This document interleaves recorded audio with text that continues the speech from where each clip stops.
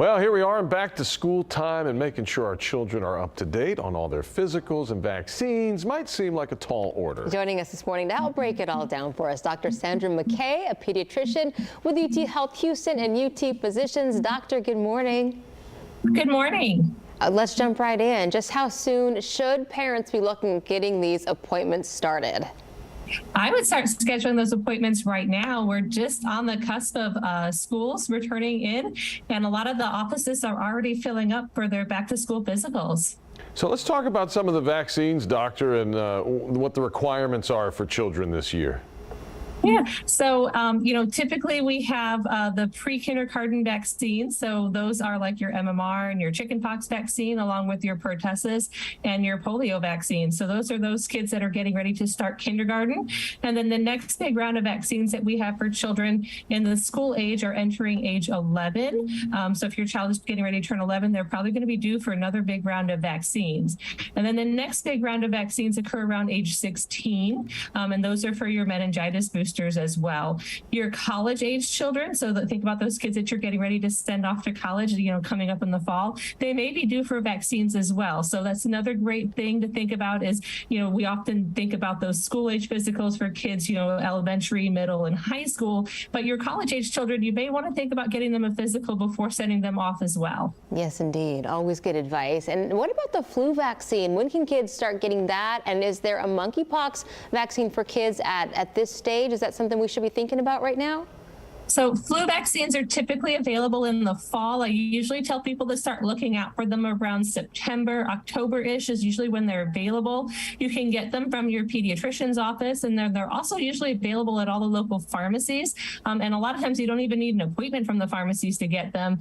Monkeypox is something that is pretty new, so I'm not aware of a vaccine that's available for children right now for them. But keep in touch with your pediatrician's offices because, as the news continues to evolve around something like monkeypox or even any new virus that starts to emerge, especially with all the pandemics that we are learning to become accustomed to, we will be a great resource for advice for families on anything that comes up.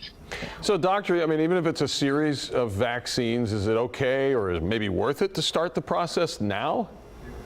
Yeah, absolutely. I think, when we're looking at series of vaccines, there's a reason why we do them in series is because we have to start boostering kids up. So a lot of the vaccine schedules that we've started in children are started because they take time. We give them a little piece at a time to allow the body to build up an immunity to it. So it's not something where it's not common these days where we just give them one vaccine and then they're protected for life. We give them a little piece at a time, let their immune system build up some response to it, and then we give them a little bit more, let them build up a little bit more of a response to it. And this is how they develop and strengthen their immune system over time. So we do these scheduled vaccines over a period of time so that way they can strengthen their immune system.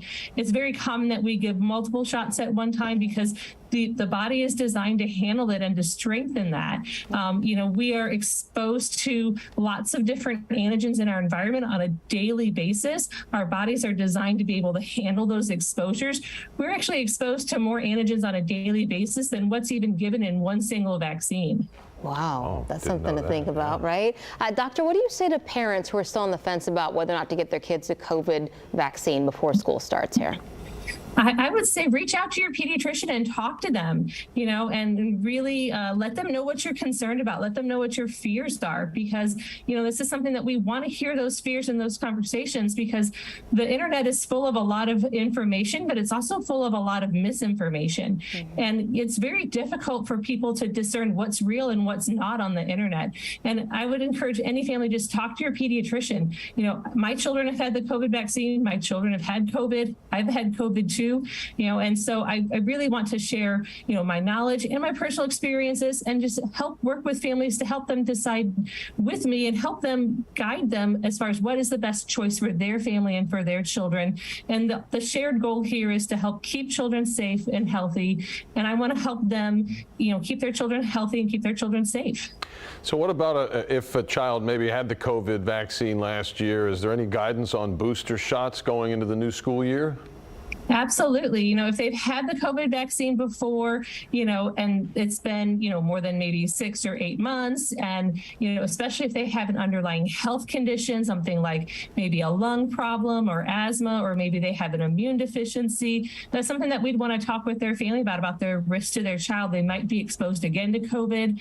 And, you know, especially, you know, if they're going into a school-based system, if they're going to be exposed to a lot of other kids, I'm pretty sure that there's not going to be a lot of masking going around this year for school, especially in the school-based setting. You know, their child's probably going to get re-exposed again, and they might get COVID again, and we don't really know kind of how that's going to be for children. And we'd want to talk with them about, you know, what are the risks going to be to your child? You know, how did the child do on the COVID booster before? You know, this would be a great opportunity to discuss boosting that immune system response again, giving them a little bit more antibodies, so that way if they were to encounter COVID again, they wouldn't get super sick with it. They wouldn't end up in the hospital or the emergency room. It would be a very mild flu-like illness, so they could only be sick for a day or two, kick it, get right back to being a normal kid. Because that's really what the whole goal is with vaccines, is to make sure that it's a mild illness, doesn't end up in the hospital, they don't end up, you know, being very sick, and they have minimal symptoms. Dr. McKay, let's talk about physicals for a minute here. Why is it important for our kids to get a physical? Yeah, you know, every year, especially once they hit age 3 and up, we usually like to see kids in the office at least every year, because we like to do a full head to toe physical, check, you know, heart, lungs, look at their skin, look at their bones and joints, and make sure everything's moving like it's supposed to. We also do vision and hearing assessments, and we do a mental health assessment. This is that once a year where we can kind of do an overall health assessment, make sure everything's going the way that it's supposed to be going. We can find new things on them that maybe they didn't notice before. There have been lots of things that I found on children on routine health visits that they wouldn't have either presented to the doctors until it was too late. You know, things that we find are things like potentially like skin cancers. We can find, you know, new heart murmurs on kids that they didn't have before, that we can identify and find before it becomes a serious problem.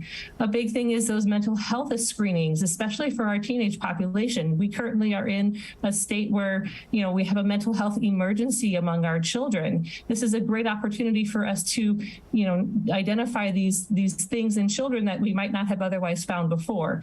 But the other benefit of having these routine health visits is for the pediatrician to be able to establish a relationship with the families and with the children. So that way, you know, when there is something that's coming up, or maybe there's something that they don't necessarily feel really comfortable talking to their parents about, they can feel comfortable coming to us and say, you know, I think I'm struggling with my mood. I don't want to talk with my mom about it, but I want to come in and talk with the pediatrician. So it allows us to develop that relationship so that we can intervene when the time is necessary. Yeah, especially as they go into high school, it's nice to have that trusted voice that the children can speak to. Doctor, thank you so much for your time. Sandra McKay, pediatrician with UT Health Houston and UT Physicians. Hard to believe the summer's coming to a close so quick, Doc, but thanks again.